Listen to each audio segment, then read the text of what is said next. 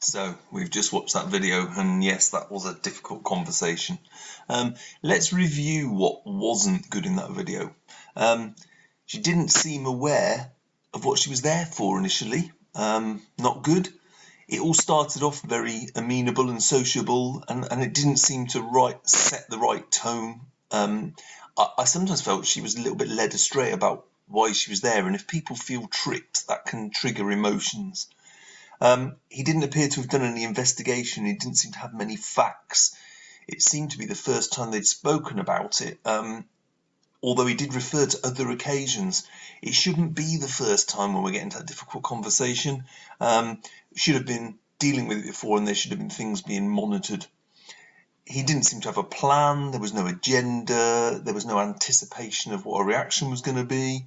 And he didn't seem to want to let the lady explain. He didn't, as I said, he didn't have clear evidence, and it ended in a total disaster, I would say. Nothing was decided, nothing was agreed. She walked out, nothing settled, and is probably going to make a complaint. Not the way to handle a conversation with an employee. And as we had said in the intro, you're going to have challenging conversations with staff, employees, sometimes maybe even customers.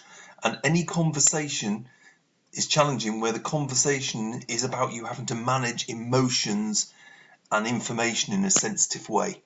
We've got a couple of pictures there. People could be confused, people could be unsure, people could get upset, people get angry, because you could be dealing with things such as addressing poor performance or conduct, dealing with personal problems, investigating complaints, dealing with grievances, comforting or reassuring someone, for example, when they've had bad news such as a redundancy, or maybe to tackle conflict or personality issues. They're usually one-to-ones, and they can really test a line manager's skills, and that's why we so often try to avoid them. And what does avoiding them do? It just makes the problem more difficult and more challenging. Yep, so one of the main reasons we don't like them for is obviously those emotions and those triggers. We discussed knowing our triggers and being more self-aware in 314, 315. And we need to read others and be aware of how our actions and behaviours are affecting their emotions, and how that's going to have an impact. So as it starts off all well and good, and then they start to get upset, and that makes us angry or vice versa. We need to control that. And another reason that we don't like them is because often we've not prepared properly. We're not sure, we haven't investigated properly, we haven't got proof and evidence as we saw in that video, we're not sure of the policies or procedures or the rules, and we haven't really researched them, and so we're not really sure where we stand. We also haven't decided on any actions or any possible options or thoughts about it, and they make us put these things off, but putting them off just makes it more of a challenge and more difficult in the future. It's far better to have addressed things early and tried to nip things in the bud wherever possible, rather than from waiting for things to become entrenched and complicated and getting to this difficult conversation where the emotions and triggers get involved. We could try to eliminate the need for those difficult conversations, or at least when they do have to be had, we can make sure that they're easier and less difficult by some key steps. The first is we can have a quiet word at the first sign of something going wrong. Don't leave it. Just have an informal, as we talked about in communication, word and try and sort it out and put something in place. Maybe they don't even know it's happening. The second is we can keep in touch with your staff and your team. We talked about it in self-awareness, being self-aware and building a relationship with your team members so you know what's going on and you can recognise things before they happen. And thirdly, using employee representatives as sounding boards for how staff are feeling about issues. So taking a thermometer about how things are going, talking to colleagues, maybe it's HR if it's something to do with personal problems with one of your staff, or it could be another supervisor or one of their friends. Try and be ahead of the game and see what's going on, and then maybe we can prevent these difficult conversations or challenging conversations ever arising. But if they are going to happen, We need to be able to manage those difficult conversations, and there's some techniques we can use and some things we can think carefully about. And the first is we can think about the way we communicate, our ability to take control of the meeting, and our levels of self-belief and self-confidence. So let's have a look at those areas. The first is our communication style. How can we make the conversations more bearable? Many of the skills that are needed to manage difficult conversations and behaviours are often referred to as soft skills, and everyone thinks they're fluffy, but there's nothing soft about dealing with an emotional or confrontational employee who may appear to be trying to unsettle or undermine you, or may just be frightened of what's going on. We need to remain respectful of others' opinions. We need to show tolerance and empathy. It's difficult for them as well. It's not just a difficult conversation for you. I am sure it's difficult for them, even if they're not showing it. We need to use our emotional intelligence, and we need to make sure we take control of our triggers and make sure we don't escalate the situation. We can try and stick to the facts, remain polite no matter what, and remain calm but assertive. If things start to deteriorate, we use language such as, if you continue to act like this, you will leave me no choice but to adjourn the meeting or to take other action. And that's about ensuring that it is still their control. They can stop what's happening.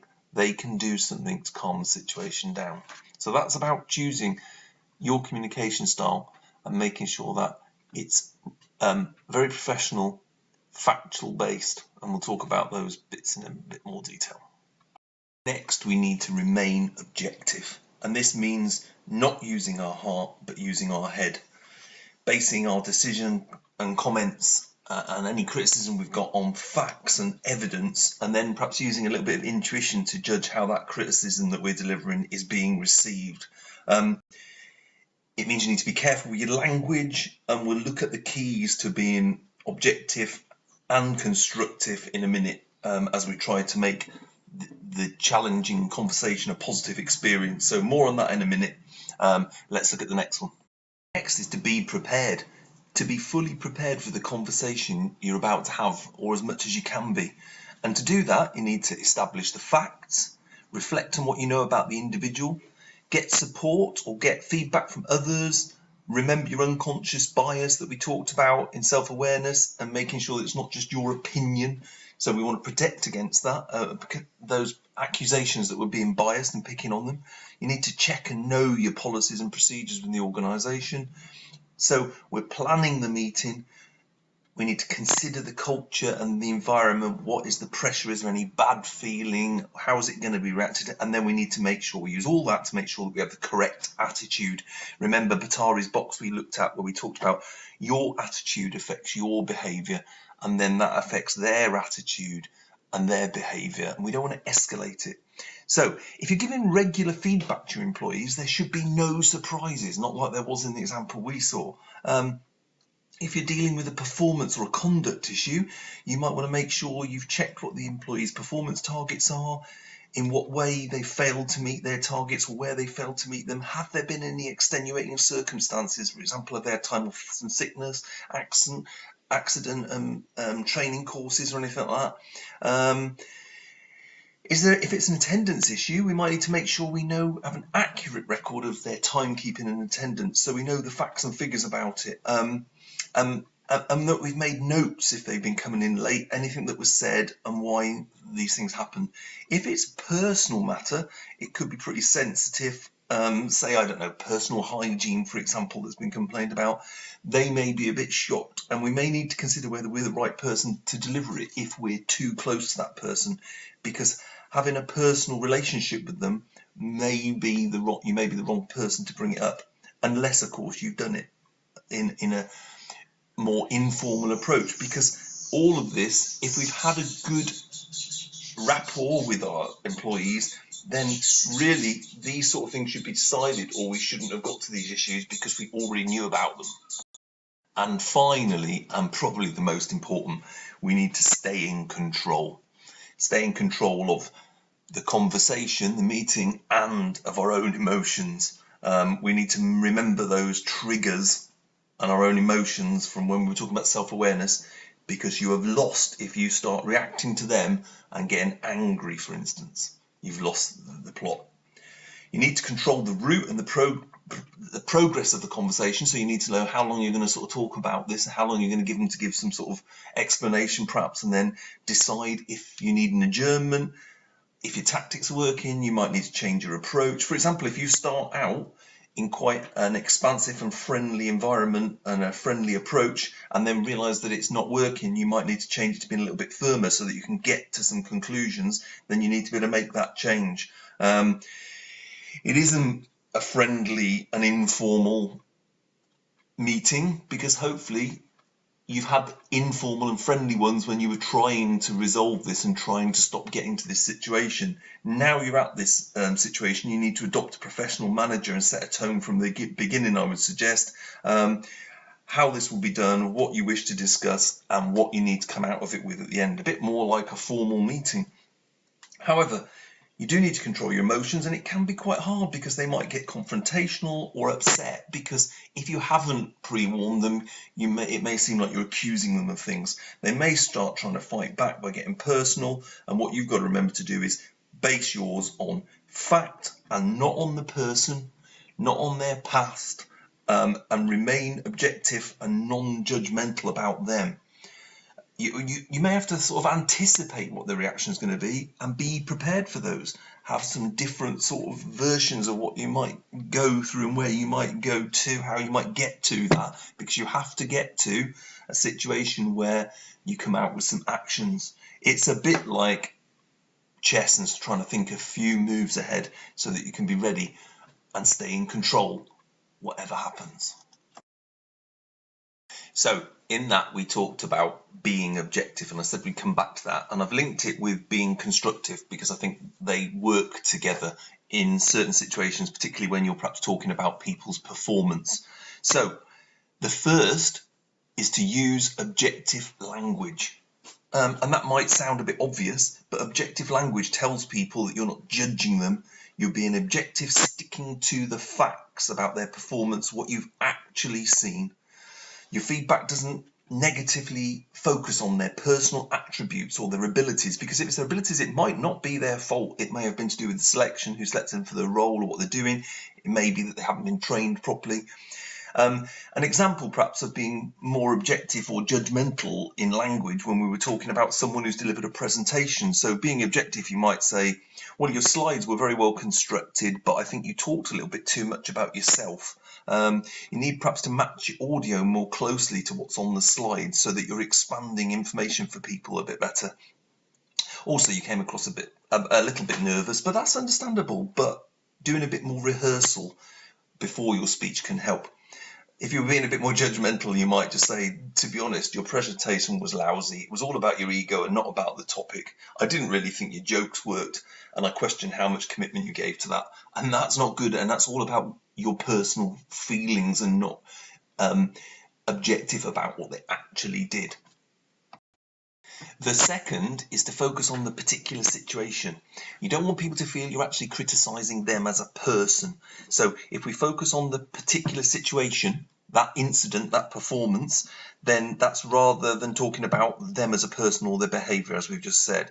If it's a focus on that actual incident, it's more about keeping it in the present as well, not talking about their previous performance. It's about focusing on the here and now, because as we talked about in coaching, focusing on the here and now and what we can do about it is what we're interested in. We want to put the others behind us and we want to do something. We want some actions out of this.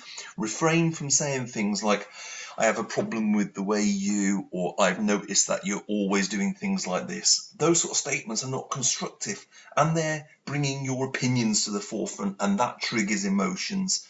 Instead, talk about facts. I noticed you were late this morning. I have noticed that presentation you prepared wasn't done on time. John has told me that you did this. Factual things in the present, things that have actually happened.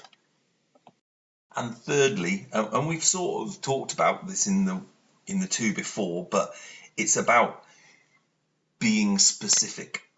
Really, we're talking here about constructive criticism. We're addressing flaws in people's performance and providing them ways of improving it.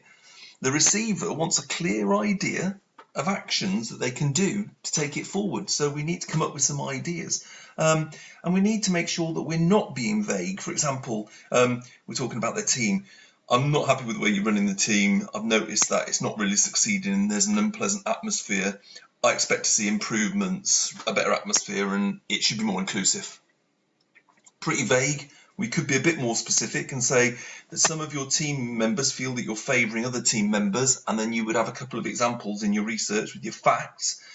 It would be helpful if you made more of an effort to include the quieter members and speak up when so-and-so and so-and-so are dominating conversations. Try and encourage hesitant ones to start asking for their opinions, asking some questions. Make them feel their thoughts are valued. Let's see if we can put some of those things into practice. And when shall we have another meeting to see if you need any support or advice on those areas? That would be a little bit more specific. You're telling them a couple of things in there that you want, the facts where people have told you. It's about the fact that you're not including the quieter members, you're not encouraging them to speak up. It's about the fact that you're letting people dominate. And those sort of things are a little bit more factual and objective because you're backing it up with the fact that people have told you things. So we need to try and think about bringing some of those coaching models into this. I know that sounds strange, we're having difficult conversations, but to turn it around, we want to try and make it a positive and constructive way forward. And there are some tools we can use. So we're going to be objective and it's going to be constructive, and hopefully it'll lead to a positive outcome. If we're handling the situation well, even though we're talking about these challenging conversations, they're not always going to end up, as we've seen in that video, upset and leaving. We might have a positive approach if we're handling it well, and therefore we'll have to go on to support them. And remember, we looked at coaching and we discussed constructive feedback in an earlier unit, and they are the ways we're going to use to positively take this forward. We looked at CORBS, which is a clear statement owned by the person speaking, regular, so we're not delaying it, it's balanced, which meant it was constructive, and it was specific, which fit back to a couple of things we're talking about there. So that was CORBS. We looked at situational behavioural impact, SBI, and you had a publication and a handout from Mind Tools on that. It was about identifying the situation, describing the behaviours and explaining the impact. So we could use that. And then we looked in coaching at STAR, situation, task, action and results, and you've got a handout on that. The one that we didn't look at, which is about Pendleton's rules, which is about feedback, we'll look at in the next slide. So Pendleton's rules are just a set of things to do when giving feedback, a set of 7 things. So it starts with checking the learner wants and is ready for feedback. This will depend on how you've handled the situation. As I said before, if it was a challenging conversation that started to go well, then you know that they're in the right emotional state and reaction are going to be right for them to take the feedback. Okay, pointless starting this if it's not going well and we haven't handled it. Second is to let the learner give their comments and background on the area you're talking about. So what you're assessing or what you're talking about, they're letting you know that they understand it in that respect, and then you let them state what they've done well, because you're giving them the floor here and we want to start building a positive attitude. So we start with some of the things they're doing well.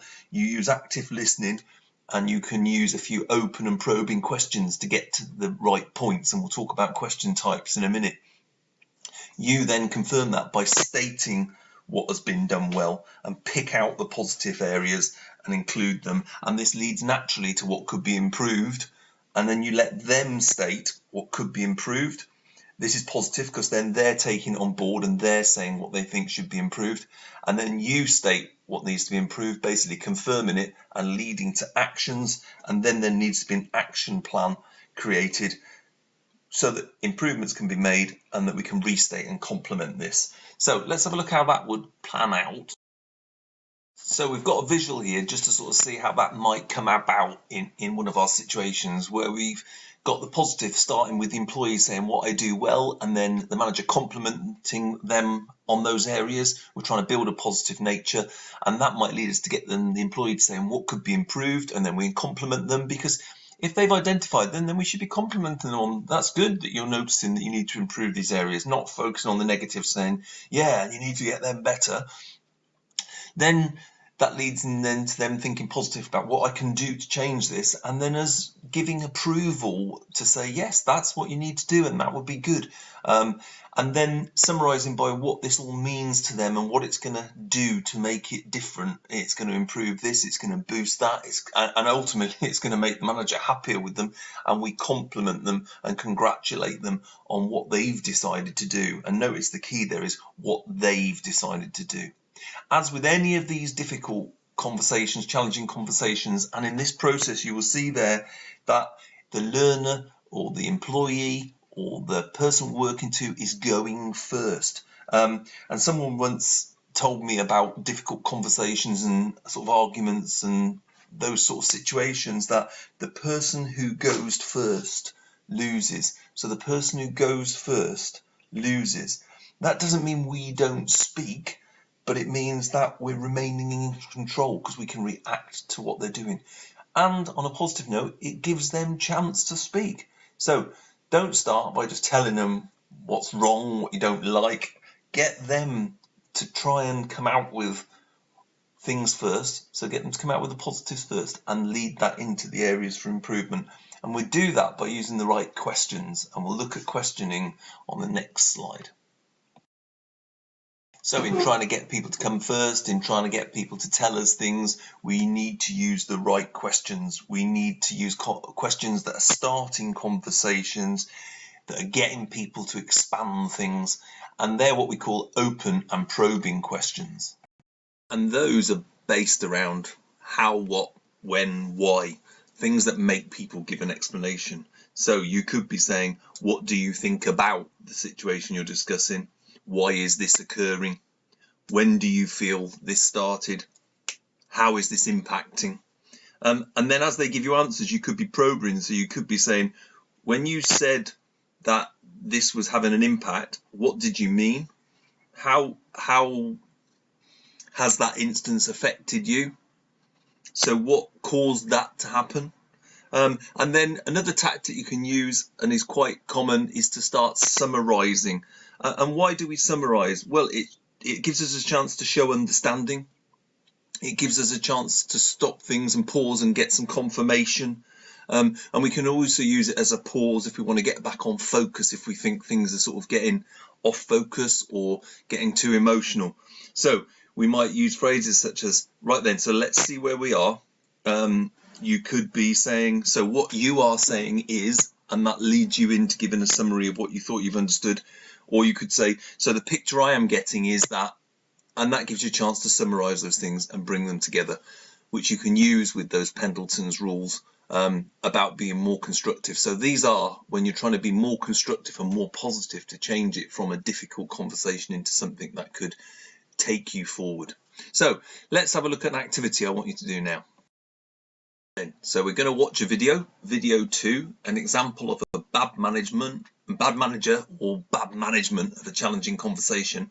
I want you to observe it, and I want you to record your comments or thoughts on the activity sheet that goes with this, and then we'll come back and compare our thoughts.